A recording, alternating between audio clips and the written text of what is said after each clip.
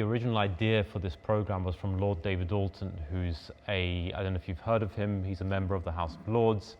He gave up his political career, as he thought he was doing, when he left the Liberal Democrat Party as an MP on a case of conscience, when they introduced a three-line whip, as it's called, on abortion, meaning that party members couldn't have a free vote on it, and he refused to vote for abortion, so he left.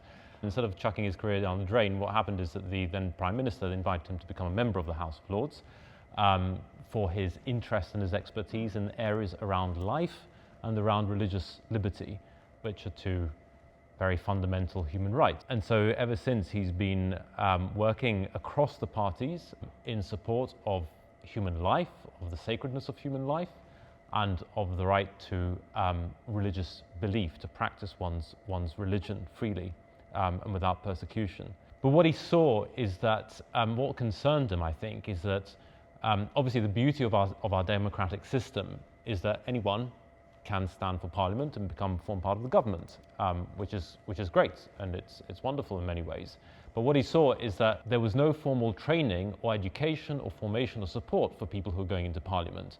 So there was no guarantee of what anyone's education or points of reference or understanding of certain issues would be, even if they got elected as a member of Parliament, and therefore as someone who's involved in legislating for our country. And that is, of course, quite important, because the ideas, or what can become an ideology, but the framework that we have in our heads, our vision of reality, the way we look at the world, at the universe, at life, of course, informs the way we think, the way we reason, and the way we understand, the way we argue for certain things, and the values that then we hold. And the fact is that our society, and much of all of Western Europe, really, all of the West, has built its values on the Christian faith. So many things that we take for granted, including fundamental things like the United Nations Declaration of Human Rights, they've all emerged out of not just the Christian, but often explicitly Catholic thinkers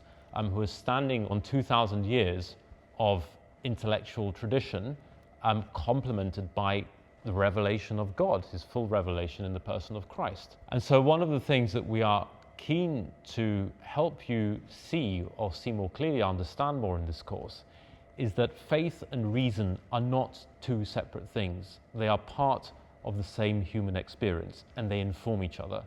Human reason on its own can only go so far, and the proof of the pudding, I think, is if we look back at the last few hundred years, when religion has been rejected and Christianity particularly has been set aside, and we have tried to reason out a system of values and laws for ourselves, we've ended up with very contradictory positions, because people end up reasoning in different ways and according to different interests and for different motives and driven by different things and without any accountability or objective standard. And actually what our Christian faith shows us is that there is such a thing as truth. And that's a question that humanity has been grappling with for a long time. Pilate himself said it when Jesus was brought before him. Pilate's famous question, what is truth?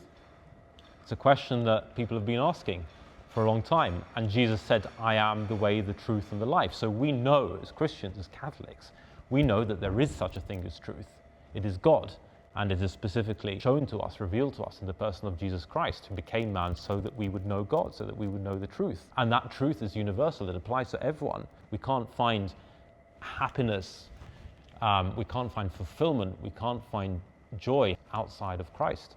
So that intellectual project and that faith are, to quote Pope John Paul II, the two wings on which the human soul rises. Faith and reason are the two wings on which the soul flies upwards. If we want to see humanity flourishing, we need both faith and reason used and exercised well, rightly, and we need to know the truth of God to guide that reason. This course will include a lot of philosophy, and it will include a lot of prayer. It will be based on human interactions, on interpersonal relationship, and basically the next 5 days, I hope, will be a positive experience, but there'll be an experience of living together, in a sense, as Catholics, of praying, of studying, of having fun as well, team building activities, social, eating, and so on, and sharing that, discussing, and informing our discussions with our prayer and informing our prayer with our discussions as well. And so trying to create a holistic experience. Our society has lost a sense of what it is to be a human in the image of God. We block people off, we label them into categories because that's the only way we have left to talk about people, you know, by your color, by your creed, by your race, by your orientation, whatever it is that you know that these categories are.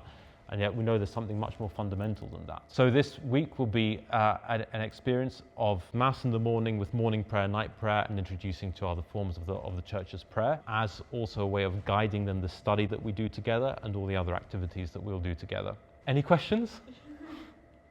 Is that good?